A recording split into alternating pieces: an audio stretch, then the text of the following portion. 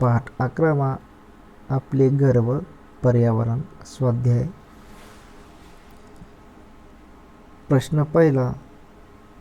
पर्वतीय प्रदेशात खालीलपैकी कोणते घर योग्य ठरेल? योग्य ठिकाणी बरोबर करा व त्यामागचे कारण लिहा.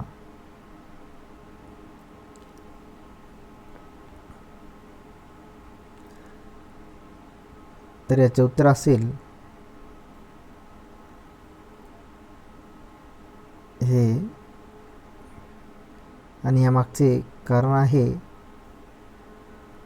पर्वतीय प्रदेशामध्ये पाऊस मोठ्या प्रमाणावर पडतो, तसेच थंडी आणि वाऱ्याचे प्रमाण जास्त असते. त्यामुळे इतर प्रकारची घरे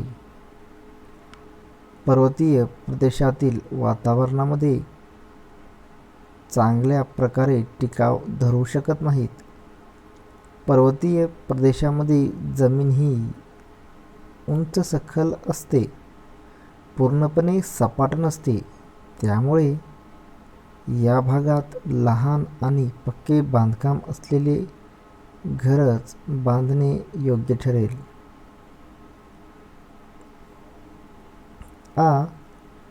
बहुमजली घर बांधताना मुख्यतः कोणते साहित्य वापरतात? योग्य पर्याय निवडा. वाळू, कोळसा, सिमेंट, विटा. सिमेंट, विटा, कापूस, लोखंड. लोखंड, सिमेंट, वाळू, विटा. तर याचं उत्तर आहे पर्याय क्रमांक लोखंड, सिमेंट, वाळू, विटा. प्रश्न दुसरा. घरे बांधताना खालील बाबींना तुम्ही कसा प्राधान्यक्रम द्याल? आराम. रचना. हवामान. उत्तर हवामान, आराम, रचना. प्रश्न तिसरा. खालील प्रश्नांची उत्तरे लिहा. तुमच्या घरातील कोणत्या बाबी पर्यावरणपूरक आहेत?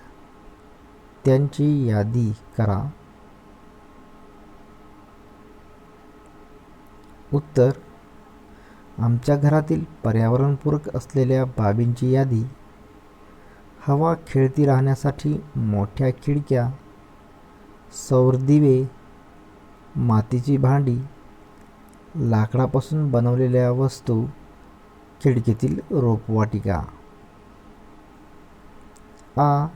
घरातील कोणती उपकरणे आपण सौर ऊर्जेच्या मदतीने वापरू शकतो? उत्तर.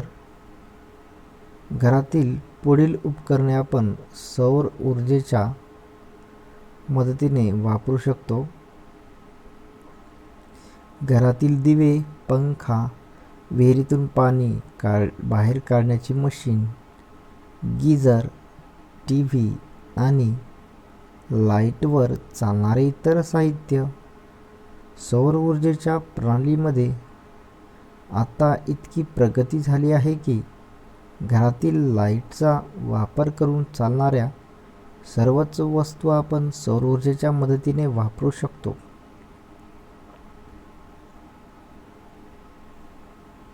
प्रश्न चौथा. बांधकामाच्या ठिकाणी कोणकोणत्या प्रकारचे प्रदूषण आढळते? उत्तर.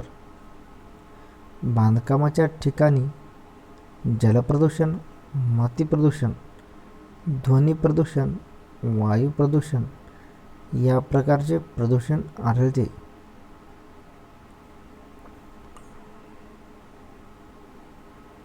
पाठ 12 सर्वांसाठी अन्न स्वाध्याय. प्रश्न पहिला. काय करावे बरे? कुंडीतील रोप वाढत नाही. उत्तर. रोपाला भरपूर सूर्यप्रकाश मिळावा अशी व्यवस्था करावी. कुंडीत सेंद्रिय खते घालावीत. रोजच्या रोज शक्यतो सकाळी रोपाला पाणी घालावे. मुळातली माती मोकळी करावी. रोपावर कीड अथवा परजीवी नाहीत याची खात्री करून घ्यावी. या सर्व बाबी व्यवस्थित केल्यास रोपाची वाढ होईल.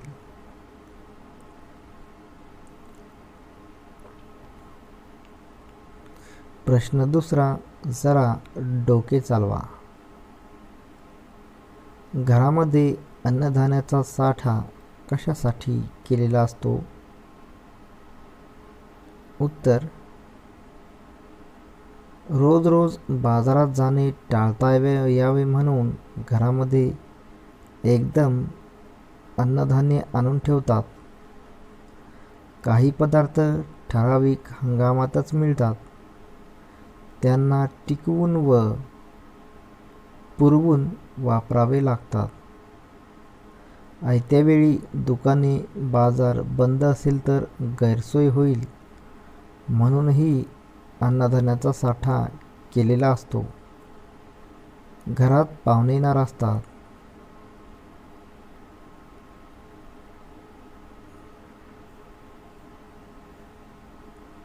तीन, चूक की बरोबर ते सांगा. चुकीचे विधान दुरुस्त करून लिहा. शेती करण्याची फक्त एकच पद्धत आहे. उत्तर, चूक. शेती करण्याच्या अनेक पद्धती आहेत. आपला भारत देश शेतीप्रधान आहे. उत्तर, बरोबर. आपला भारत देश शेतीप्रधान आहे.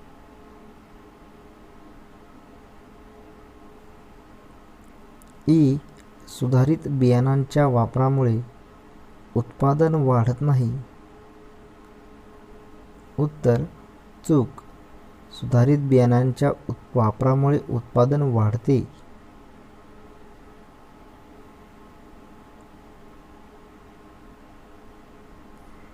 प्रश्न चौथा, खालील प्रश्नांची उत्तरे लिहा.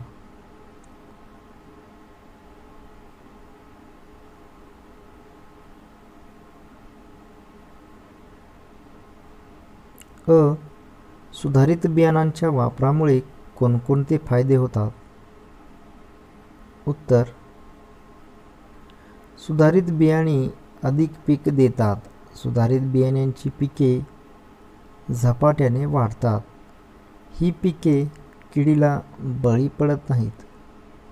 काही प्रकारची बियाणे कमी पाण्यातही भरघोस पीक देतात.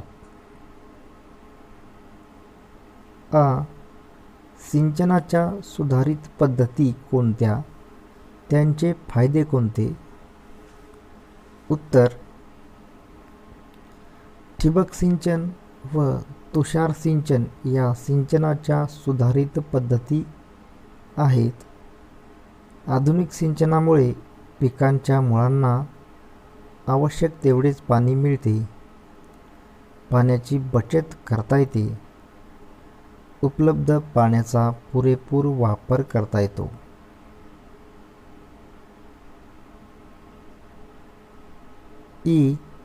ठिबक सिंचन पद्धतीचे वर्णन करा.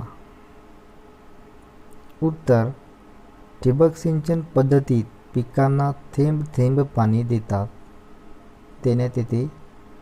अशा सिंचनात छिद्रे असलेले पाईप वापरतात. या छिद्रांतून पिकांच्या मुळांना पाणी मिळते. उपलब्ध पाण्याचा योग्य व पुरेपूर वापर केला जातो. कोणकोणत्या कारणांमुळे वाढत्या पिकाचे नुकसान होते? उत्तर, वाढत्या पिकांवर कीड पडू शकते. काही पिकांना रोग लागू शकतात.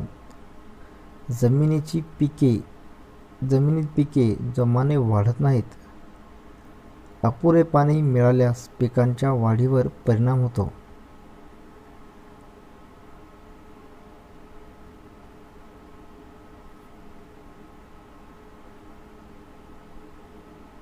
उ. पिकांचे नुकसान टाळण्यासाठी कोणते उपाय योजतात? उत्तर. कीड व रोगजंतूंची लागण थांबवण्यासाठी पिकांवर कीटकनाशके फवारण्यात येतात. बियाणे देखील पेरण्या अगोदर त्यावर औषधे चोळून घेतात.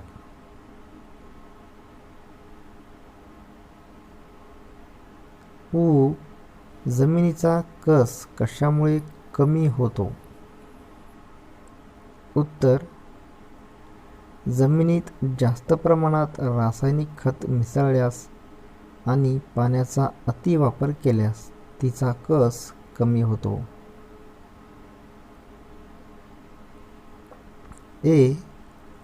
आधुनिक तंत्रज्ञानामुळे शेतीच्या पद्धतीत कोणते बदल झाले आहेत? उत्तर.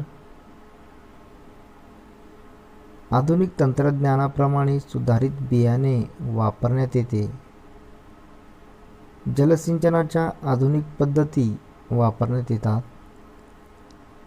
योग्य प्रमाणातली सेंद्रिय खते वापरून उत्पादन क्षमता वाढवतात. कीटकनाशकांचा सुयोग्य वापर करून पिकांची सुरक्षा करण्यात येते. ऐ. कोणकोणत्या पद्धतीने धान्य टिकवता येते? उत्तर. धान्य साठवणीच्या जागी कीटकनाशकांचा फवारा मारतात. कडुलिंबाचा पाला वापरून धान्य टिकवता येते. संरक्षक रसायने धान्यात मिसळून ठेवतात. अशा रसायनांच्या वासाने धान्याला कीड लागत नाही. साठवणीच्या जागी हवा खेळती ठेवतात.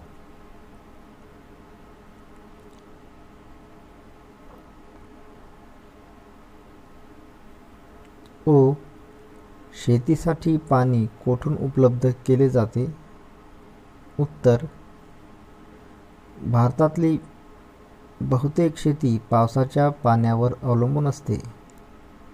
पावसाबरोबरच नदी, तलाव व विहिरी यातील पाण्याचा उपयोग केला जातो.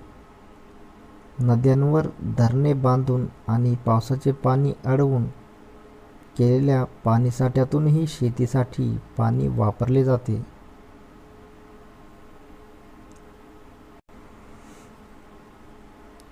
प्रश्न 5वा.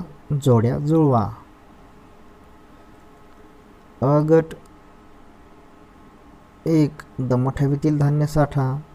2. कोरड्या हवेतील धान्य साठा. 3. धान्य साठ्यात औषधे ठेवणे. ब गट. धान्याला बुरशी न लागणे. आ. कीड मुंगी न लागणे. ई. बुरशी लागणे. उत्तर. दमट हवेतील धान्य साठा. याचं उत्तर असेल ई. बुरशी लागणे. दमट हवेतील धान्य साठा, बुरशी लागणे. 2. कोरड्या हवेतील धान्य साठा. उत्तर अ. धान्याला बुरशी न लागणे. 3. धान्य साठ्यात औषधे ठेवणे. उत्तर आ. कीड मुंगी न लागणे. पाठ 13वा. अन्न टिकवण्याच्या पद्धती यावरील स्वाध्याय. प्रश्न पहिला. काय करावे बरे? पापड सादळले आहेत. उत्तर. दमट झालेल्या पापडांना उन्हात वाळवण्यासाठी ठेवावे. 3-4 दिवस कडक ऊन लागल्यावर हवाबंद डब्यात घट्ट बंद करून ठेवावेत. आ. आंबा, कैरी, आवळा, पेरू अशी फळे तर मटार, मेथी, कांदा, टोमॅटो अशा भाज्या ठराविक काळात भरपूर प्रमाणात उपलब्ध असतात. ते वर्षभर वापरायचे आहेत.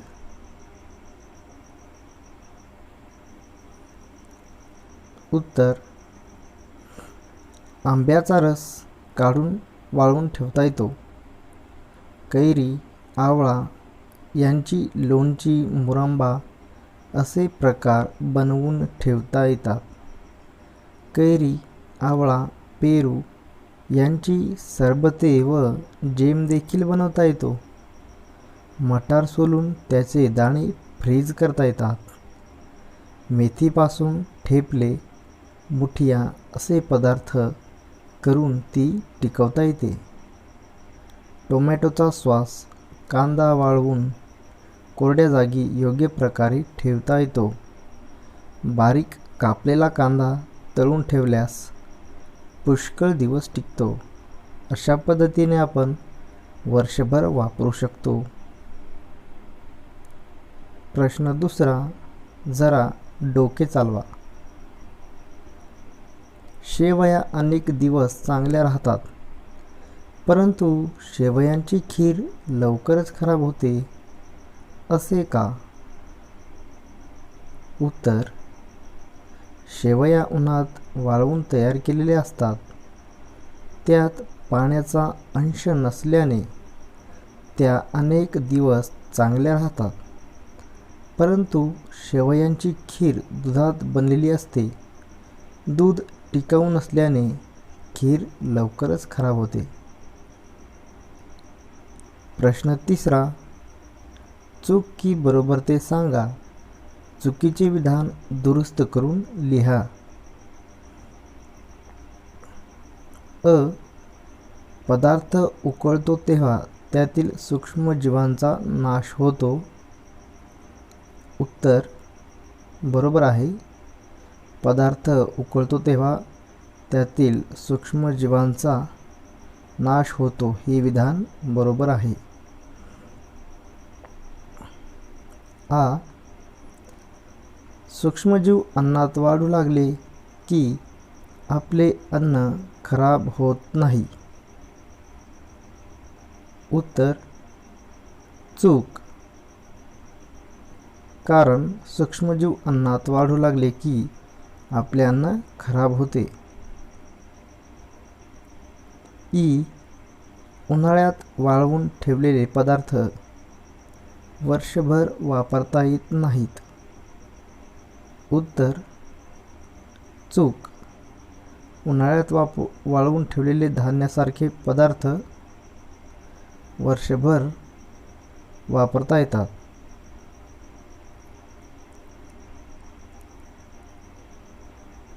ई. फ्रीजमध्ये ठेवल्यामुळे अन्नाला ऊब मिळते. उत्तर चूक. फ्रीजमध्ये ठेवल्यामुळे अन्नाला थंडावा मिळतो. प्रश्न चौथा, खालील प्रश्नांची उत्तरे लिहा. अ. अन्न कोणकोणत्या पद्धतीने टिकवले जाते? उत्तर वाळवणे, थंड जागी ठेवणे, उकळणे, हवाबंद डब्यात ठेवणे आणि अणुपरिरक्षक वापरणे अशा विविध पद्धतीने अन्न टिकवले जाते.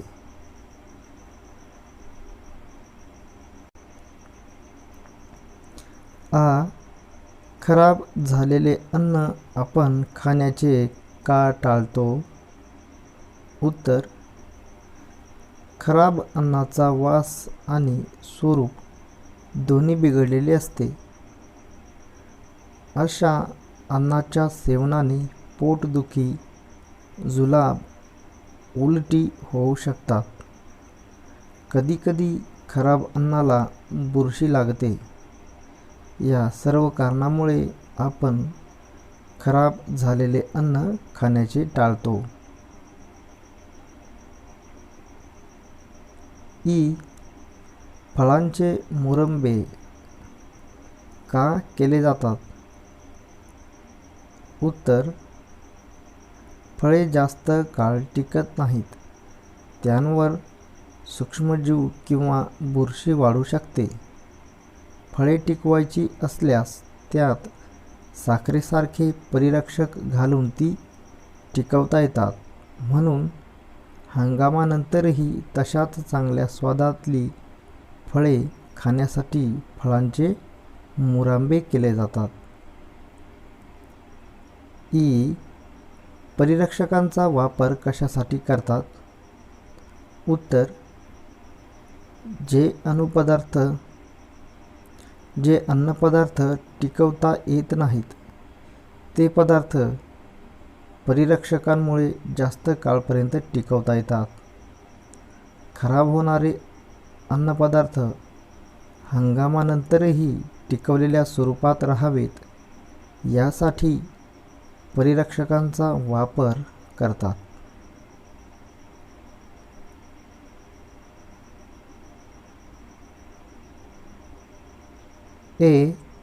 मसाल्याचे विविध पदार्थ कोणते? ते वनस्पतींचा कोणता भाग आहेत? उत्तर: धने, दालचिनी, लवंगा, वेलची, जायफळ, जिरे, काळी मिरी, तमालपत्र असे मसाल्याचे विविध पदार्थ आहेत.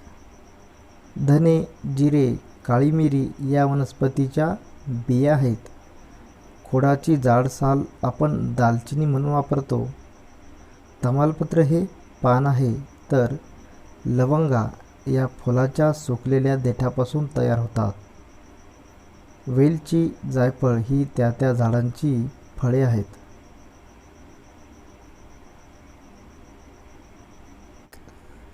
पाठ 14 वाहतूक स्वाध्याय.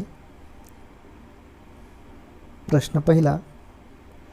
वाहतुकीच्या सोयीचा तुम्हाला झालेला फायदा यावर 5 वाक्ये लिहा. उत्तर: 1. आपण कमीत कमी वेळेत जास्त दूर जाऊ शकतो. 2. मैदानावर सायकलने जाता येते व तिथे भरपूर खेळता येते. 3. एखादी व्यक्ती आजारी पडल्यास ऑटो रिक्षाने ताबडतोब दवाखान्यात जाता येते. 4. मामाच्या घरी कधी पण जाता येते. 5. रेल्वेच्या सहाय्याने सुट्टीत सहलीला जाता येते.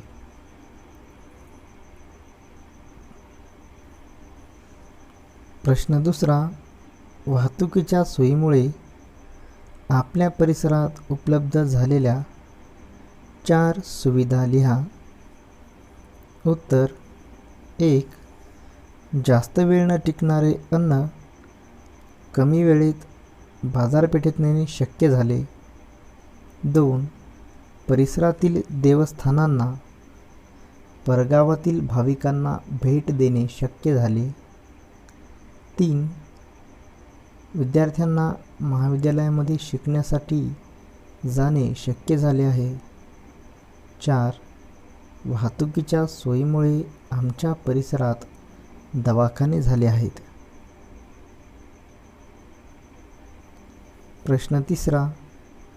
आपल्या परिसरातील वाहतुकीवरील ताण कमी करण्यासाठी 4 उपाय लिहा. उत्तर: 1. चालत जाण्याच्या अंतरावर असलेल्या ठिकाणी चालत जाणे. 2. खाजगी वाहनांचा वापर टाळून सार्वजनिक वाहनांचा वापर करणे. 3.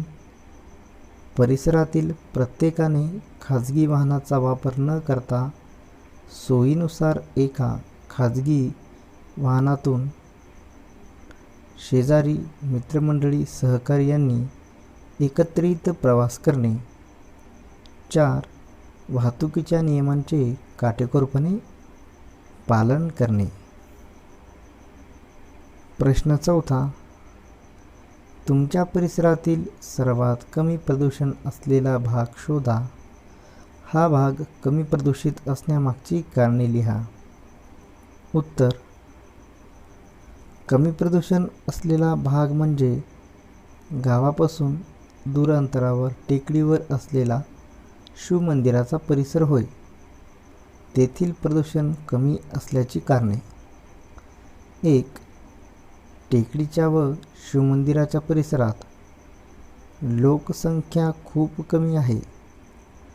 तेथील लोक अत्यंत कमी प्रमाणात वाहनांचा वापर करतात. टेकडीवर व शिवमंदिराच्या परिसरात झाडांची संख्या जास्त आहे. 5. प्रश्न 5वा. CNG व LPGची विस्तारित रूपे लिहा. उत्तर: CNGचे विस्तारित रूप कंप्रेस्ड नॅचरल गॅस. LPGचे विस्तारित रूप लिक्विफाईड पेट्रोलियम गॅस. प्रश्न 6वा. वरील चित्रातील प्रदूषण करणारे वाहन कोणते? चित्राचे निरीक्षण केले असता आपल्याला उत्तर देता येईल. वर दिलेल्या चित्रातील प्रदूषण करणारे वाहन बस होय. आ. या वाहनाचे प्रदूषण कमी करण्याकरिता तुम्ही कोणता उपाय सुचवाल? उत्तर: बसची वेळच्या वेळी देखभाल व दुरुस्ती करणे आणि CNGचा वापर करणे. पाठ 15वा. संदेशवहन व प्रसारमाध्यमे स्वाध्याय. प्रश्न पहिला. प्रसारमाध्यमांचे शैक्षणिक उपयोग लिहा. उत्तर: संगणक व इंटरनेटच्या आधारे विविध शैक्षणिक अभ्यास घटकांची दृकश्राव्य स्वरूपात माहिती उपलब्ध होते. आकाशवाणी, वृत्तपत्र इत्यादी प्रसारमाध्यमे खेडोपाड्यातही सहज उपलब्ध होत असल्यामुळे शिक्षणाचा व माहितीचा दूरवर प्रसार होतो. प्रश्न दुसरा. दूरध्वनीच्या वापरापूर्वी संदेश पाठवण्यासाठी कोणत्या साधनांचा वापर केला जात असे? उत्तर: दूरध्वनीच्या वापरापूर्वी संदेश पाठवण्यासाठी पत्र, तार इत्यादी साधनांचा वापर केला जात असे.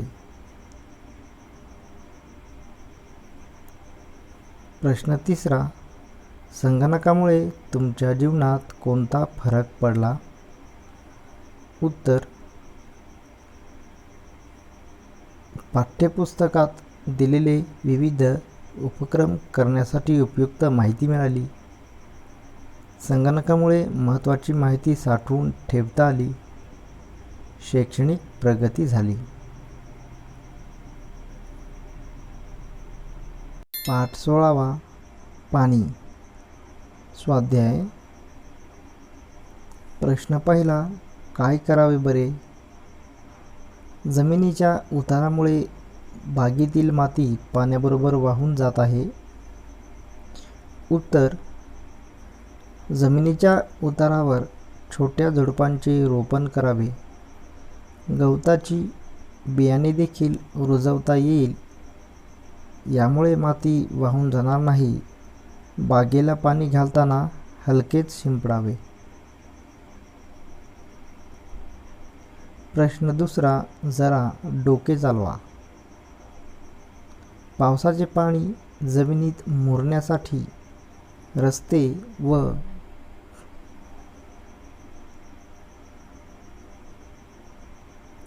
पादचारी मार्ग कसे बांधावे? उत्तर: संपूर्ण रस्त्याचे आणि पदपथांचे काँक्रिटीकरण केल्यास पदपथावर आणि पादचारी मार्गावर मध्यभागी रस्ता किंचित उंच असावे. त्यामुळे पाणी रस्त्याच्या बाजूला निघून जाईल. तसेच रस्त्याच्या मध्ये थोडी भेग राखल्यास त्यातूनही पावसाचे पाणी आत मुरेल.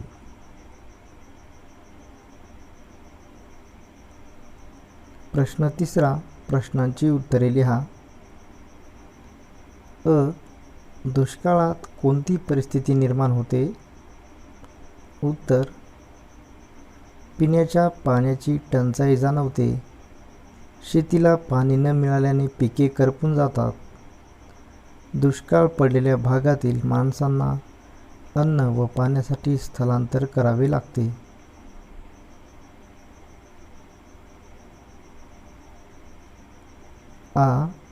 पावसाळ्यानंतरही पाणी उपलब्ध होण्यासाठी शासन आणि नागरिक कोणती कामे करतात? उत्तर, लहान तलावांची निर्मिती करणे, उतारावर लहान बंधारे बांधणे, आडवे चर खणणे, गावातील ओढे नाले यांवर बांध घालून पाणी अडवणे अशी कामे शासन व नागरिक एकत्र येऊन करतात. पावसाचे पाणी कशासाठी अडवावे लागते? उत्तर, पावसाचे पाणी अडवून ठेवल्यामुळे पावसाळ्याच्या काळानंतरही पाणी उपलब्ध होते. अडवलेले पाणी जमिनीत जिरून भूजलाचा साठा वाढतो. विहिरी पाण्याने भरलेल्या राहतात आणि दुष्काळाची शक्यता कमी होते. जलव्यवस्थापन कशाला म्हणतात? उत्तर, पावसाळ्यानंतरही पावसाचे पाणी वापरण्यासाठी उपलब्ध राहील अशी सोय करणे याला जलव्यवस्थापन असे म्हणतात. प्रश्न चौथा, चूक बरोबर ते सांगा. चुकीचे विधान दुरुस्त करून पुन्हा लिहा. पावसाचे पाणी आपल्याला वर्षभर मिळते. उत्तर, चूक, पावसाचे पाणी आपल्याला वर्षातून 4 महिनेच मिळते.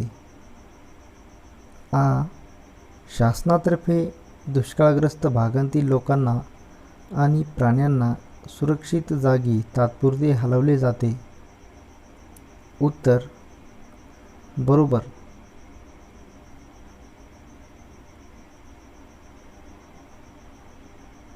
पाठ 17वा, वस्त्र आपली गरज. स्वाध्याय. प्रश्न पहिला, खालीलपैकी ज्या वस्तू तुमच्याकडे असाव्यात असे वाटते त्या वस्तूंची नावे वहीत लिहा. वस्तू आहेत पाण्याची बाटली, चेंडू, गोट्या, laptop, flower pot, mobile, cycle, scooter, photo frame, जेवणाचा डबा. यापैकी कोणत्या वस्तू तुम्ही स्वतः वापरणार आहात? उत्तर, दिलेल्या वस्तूंपैकी ज्या वस्तू माझ्याकडे असाव्यात असे वाटते त्या वस्तूंची नावे. 1. पाण्याची बाटली, 2. चेंडू, 3. सायकल, 4. जेवणाचा डबा, 5. लॅपटॉप. या सर्व वस्तू मी स्वतः वापरणार आहे.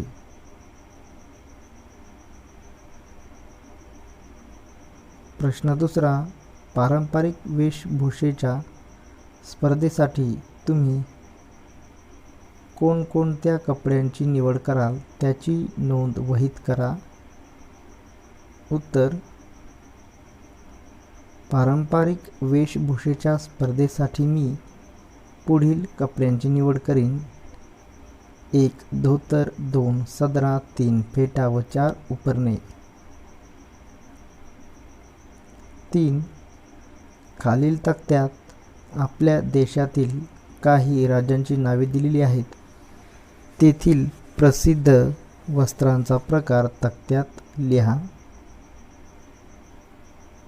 राज्याचे नाव व वस्त्र. राज्याचे नाव महाराष्ट्र. वस्त्र पैठणी, साडी, धोतर, फेटा. राज्याचे नाव ओडिशा.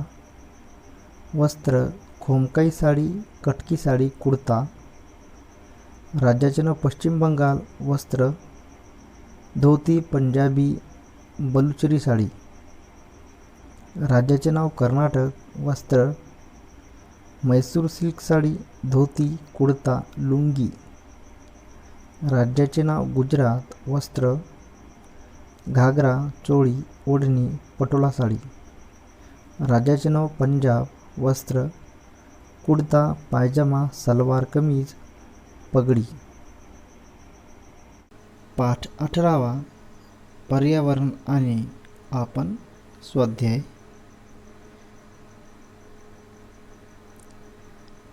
प्रश्न पहिला, काय करावे बरे? नदी, तलाव यामध्ये जलपर्णीची चादर पसरली आहे. तर काय करता येईल? तर याचं उत्तर आहे, जलाशयात सेंद्रिय पदार्थ मिसळत राहिले की त्यात जलपर्णीसारख्या वनस्पतींची अतिरेकी वाढ होते. त्यामुळे पाण्यातील ऑक्सिजनचे प्रमाण घटून तेथील प्राणी मरतात. त्यांच्या मृत शरीराचे खत होते व ते वापरून जलपर्णी आणखी जोमाने वाढतात. म्हणून जलपर्णीची चादर काढून टाकावी.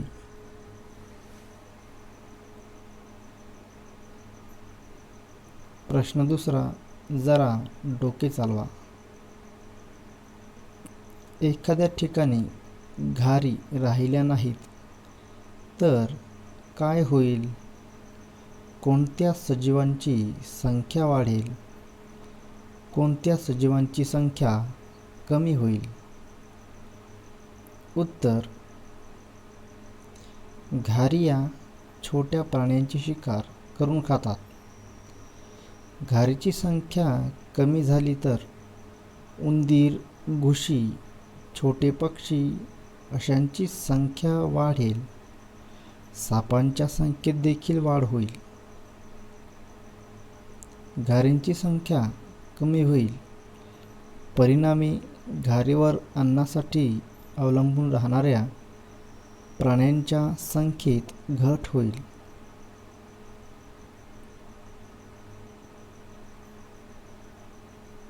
प्रश्न तिसरा, खालील प्रश्नांची उत्तरे लिहा. अ. स्थलांतर म्हणजे काय? उत्तर, प्राणी वास्तव्यासाठी एका ठिकाणाहून दुसऱ्या ठिकाणी तात्पुरते किंवा कायमस्वरूपाचे जाणे याला स्थलांतर असे म्हणतात. आ. पक्ष्यांचा जीवनक्रम लिहा. उत्तर,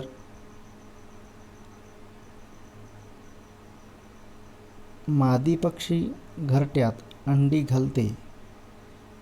काही काळासाठी ही अंडी मादी उबवते.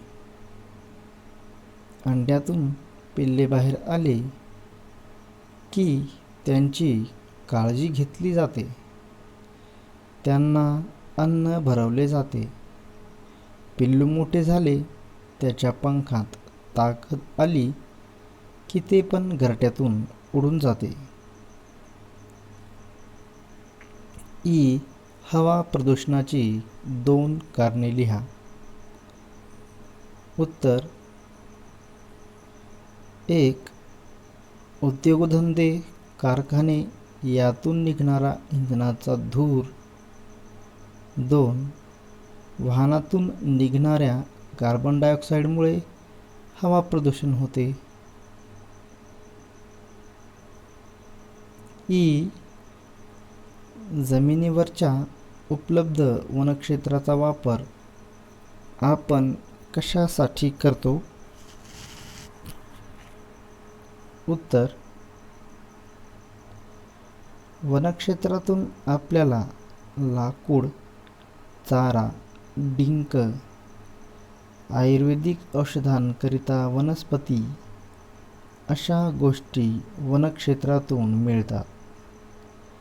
आदिवासी लोक जंगलातील लाकूड फाट्याचा इंधन म्हणूनही वापर करतात. प्रश्न 4, कारणे लिहा. अ. जैविक घटकांचे संवर्धन करणे महत्त्वाचे आहे. उत्तर. जैविक घटकांचे संवर्धन करणे महत्त्वाचे आहे कारण जैविक घटक नष्ट झाले तर पर्यावरणातील अन्नसाखळी व अवजाळी खंडित होतील. काही प्रजाती नामशेष होतील. निसर्गाचा समतोल बिघडला तर त्याचा मानवावरही परिणाम होईल. म्हणून जैविक घटकांचे संवर्धन करणे महत्त्वाचे आहे. आ. वन्य प्राण्यांच्या संख्येत दिवसेंदिवस घट होत आहे. उत्तर. वन्य प्राण्यांच्या संख्येत दिवसेंदिवस घट होत आहे कारण मानवाच्या हस्तक्षेपामुळे अनेक अन्नसाखळ्या नष्ट होत आहेत. जंगलतोडीमुळे वन्य प्राण्यांचे निवारे यामुळे नाहीसे झाले. वन्य प्राण्यांच्या शिकारी देखील खूप वर्षे होत राहिल्या. या सर्व कारणांनी वन्य प्राण्यांच्या संख्येत दिवसेंदिवस घट होत आहे.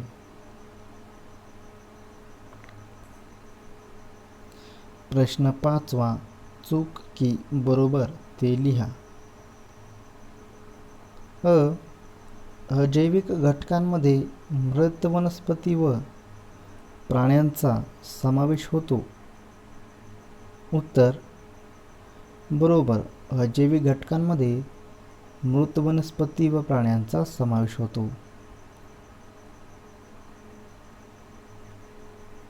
आ. जैवविविधता जपणे आवश्यक आहे. उत्तर. बरोबर. जैवविविधता जपणे आवश्यक आहे. प्रश्न 6, खाली दिलेल्या वस्तू, पदार्थ, घटक यांची मानवनिर्मित व निसर्गनिर्मित अशा गटांमध्ये विभागणी करा. वस्तू, पदार्थ, घटक आहेत माती, घोडा, दगड, जलपर्णी, पुस्तक, सूर्यप्रकाश, डॉल्फिन, पेन, खुर्ची, पाणी, कापूस, टेबल, झाडे, वीट. उत्तर. मानवनिर्मितमध्ये येईल पुस्तक, पेन, खुर्ची, टेबल, वीट. निसर्गनिर्मितमध्ये येतील माती, घोडा, दगड, जलपर्णी, सूर्यप्रकाश, डॉल्फिन, पाणी, कापूस, झाडे.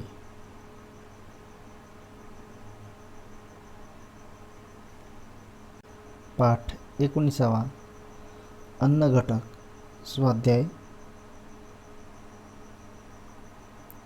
प्रश्न 1, काय करावे बरे? शरीराला पुरेशी प्रथिने मिळायला हवीत. उत्तर. अंडी, मांस, मासे हे मांसाहारी पुरेपूर प्रथिनांचे स्रोत आपल्या आहारात असले पाहिजेत. रोजच्या जेवणात मोड आलेल्या कडधान्यांचा समावेश असावा. त्यामुळे प्रथिने व जीवनसत्त्वे मोठ्या प्रमाणात शरीराला मिळतात. दुग्धजन्य पदार्थ देखील प्रथिनांचे स्रोत आहेत. शाकाहारी लोकांसाठी वेगवेगळ्या डाळी, दाणे, चणे, पनीर, सोयाबीन हे आहारात घ्यावेत. प्रश्न 2, जरा डोके चालवा. रोज दूध प्यायला का सांगतात? उत्तर. दुधामध्ये कार्बोदकांपैकी शर्करा, प्रथिने व स्निग्ध पदार्थ असतात. जीवनसत्वे ए, बी व डी असतात. दुधात कॅल्शियमचे प्रमाण जास्त असते. पचनास दूध हलके असते. दुधामुळे शरीराला पुरेशी ऊर्जा मिळते. दुधाने शरीराची वाढ व विकास जलद होतो, म्हणून रोज दूध प्यायला सांगतात. प्रश्न 3. खालील प्रत्येक अन्नघटकाचे 2 स्रोत सांगा. अन्नघटक आहेत: अ. खनिजे, आ. प्रथिने, ई. पिष्टमय पदार्थ. उत्तर: खनिजे. याचे स्रोत आहेत पालेभाज्या, फळे, मोड आलेली कडधान्य. आ. प्रथिने. प्रथिनेचे स्रोत आहेत पनीर, अंडी, मासे. ई. पिष्टमय पदार्थ. याचे स्रोत आहेत बटाटा, साबुदाणा, भात, पोळी. प्रश्न 4. रिकाम्या जागी योग्य शब्द भरा. अ. टिंबटिंबमुळे आपल्या शरीराला रोगांचा प्रतिकार करण्याची शक्ती मिळते. उत्तर: जीवनसत्वामुळे. आ. कॅल्शियममुळे आपली हाडे टिंबटिंब होतात. उत्तर: मजबूत. कॅल्शियममुळे आपली हाडे मजबूत होतात. ई. गोड लागणाऱ्या अन्नपदार्थांमध्ये विविध प्रकारच्या टिंबटिंब असतात. उत्तर: शर्करा. गोड लागणाऱ्या अन्नपदार्थांमध्ये विविध प्रकारच्या शर्करा असतात. ई. गोड लागणाऱ्या अन्नपदार्थांमध्ये विविध प्रकारच्या शर्करा असतात. सर्व अन्नघटकांचा योग्य त्या प्रमाणात पुरवठा करणाऱ्या आहाराला टिंबटिंब आहार म्हणतात. उत्तर: संतुलित आहार म्हणतात. प्रश्न 5. प्रश्नांची उत्तरे लिहा. अ. पिष्टमय पदार्थांच्या पचनातून मिळालेल्या शर्करेचा शरीराला काय उपयोग होतो? उत्तर: शर्करेचे शरीरात मंद ज्वलन होत असते.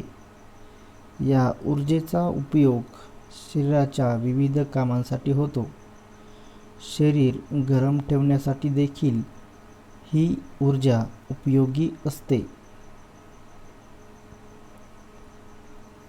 आ. तंतुमय पदार्थांचे स्रोत कोणते? उत्तर: पिठामधील कोंडा, फळांच्या साली, पालेभाज्या, भाज्यांच्या शिरा व साली, धान्य, कडधान्य हे सर्व तंतुमय पदार्थांचे स्रोत आहेत. ई. कार्बोदके कशाला म्हणतात? उत्तर: शरीराला ऊर्जा देणारे पिष्टमय, शर्करा व तंतुमय पदार्थ या तिन्हींना मिळून कार्बोदके असे म्हणतात.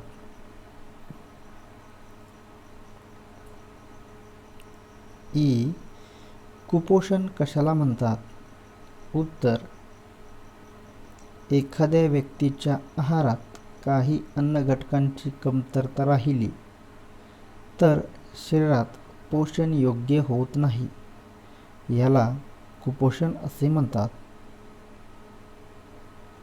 प्रश्न 6. योग्य जोड्या जुळवा. अ गट आहे स्निग्ध पदार्थ, 2 प्रथिने, 3 जीवनसत्वे, 4 खनिजे, 5 पिष्टमय पदार्थ. ब गट आहे ज्वारी, आ तेल, ई कडधान्याचा कोंडा, ई कडधान्य उ लोह. उत्तर असेल 1 स्निग्ध पदार्थ ची जोडी असेल तेल. 1 स्निग्ध पदार्थाची जोडी आ तेल. 2 प्रथिने ई कडधान्य. 3 जीवनसत्वेची जोडी असेल ई धान्याचा कोंडा. 4 खनिजेची जोडी असेल उ लोह. 5 पिष्टमय पदार्थ याची जोडी असेल अ ज्वारी.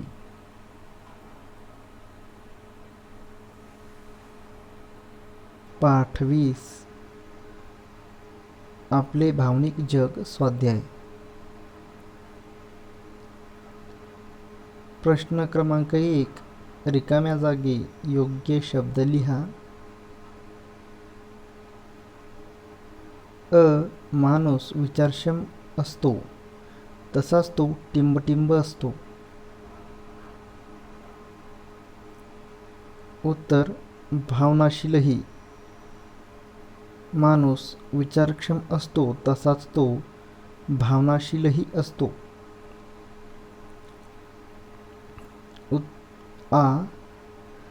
आपल्या मित्र मैत्रिणीमध्ये जे टिंबटिंब गुण आहेत त्यांचा प्रथम विचार करावा. उत्तर चांगले. आपल्या मित्रमैत्रिणीमध्ये जे चांगले गुण आहेत त्यांचा प्रथम विचार करावा. प्रश्न दुसरा पुढील प्रश्नांची एका वाक्यात उत्तरे लिहा. व्यक्तिमत्व संतुलित कसे बनते? उत्तर भावनांचा योग्य मेळ घातल्यामुळे आपले व्यक्तिमत्व संतुलित बनते. समंजसपणा व सहकार्याची वृत्ती कशामुळे कमी होते? उत्तर आपण रागावर नियंत्रण ठेवले नाही तर समंजसपणा व सहकार्याची वृत्ती कमी होते. आपल्या स्वभावातील दोषांची जाणीव झाल्यानंतर आपण काय केले पाहिजे? उत्तर आपल्या स्वभावातील दोषांची जाणीव झाल्यानंतर ते दोष आपण दूर करण्याचा प्रयत्न केला पाहिजे. प्रश्न तिसरा पुढील प्रश्नांची 3 ते 4 वाक्यांत उत्तरे लिहा. भावनिक समायोजन म्हणजे काय? उत्तर माणूस विचारक्षम असतो तसाच तो भावनाशीलही असतो. भावनांवर योग्य नियंत्रण ठेवणे, विचार व भावनांचा योग्य तो मेळ घालून त्या योग्य प्रमाणात व्यक्त करणे यालाच भावनिक समायोजन असे म्हणतात. रागाचे कोणते दुष्परिणाम होतात? उत्तर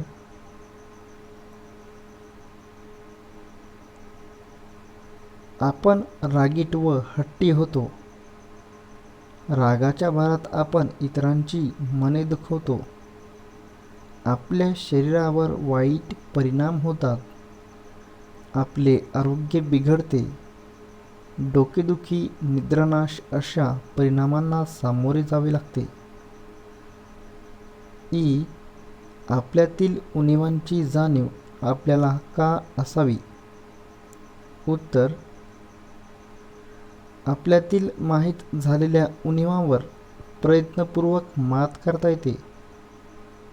त्या माहीतच झाल्या नाहीत तर त्या आपल्या व्यक्तिमत्वावर परिणाम करतात. म्हणून आपल्याला आपल्यातील उणीवांची जाणीव असायला हवी. प्रश्न चौथा तुम्हाला काय वाटते ते लिहा.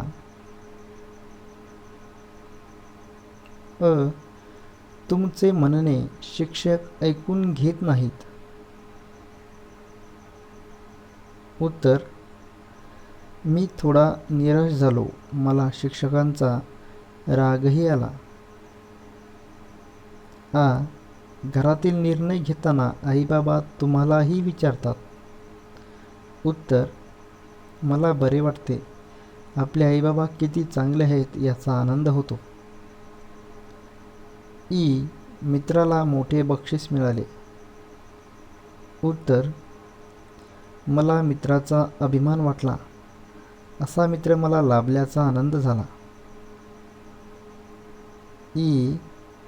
वर्गातील मुले तुमचे कौतुक करतात. उत्तर: मला खूप आनंद वाटतो. असे मित्र मिळाल्याचा अभिमानही वाटतो. रोहनने वर्गात तुमचा अपमान केला. उत्तर: मला त्याचा राग येऊन मी त्याच्याशी बोलेनासा झालो. प्रश्न 5. तुम्ही या प्रसंगी काय कराल? रोहिणीला निबंध स्पर्धेत पुरस्कार मिळाला. उत्तर: मी तिचे अभिनंदन करून तिचा निबंध वाचायला मागेल. स्पर्धेसाठी तिने कोणते प्रयत्न केले व ते तिच्याकडून जाणून घेईल.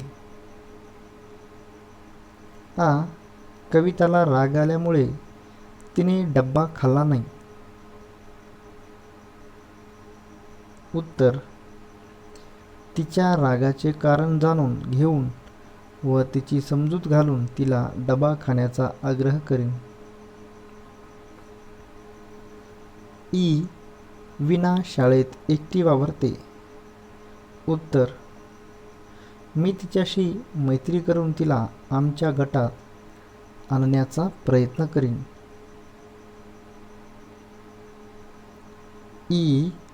मकरंद म्हणतो, माझा स्वभावच हट्टी आहे.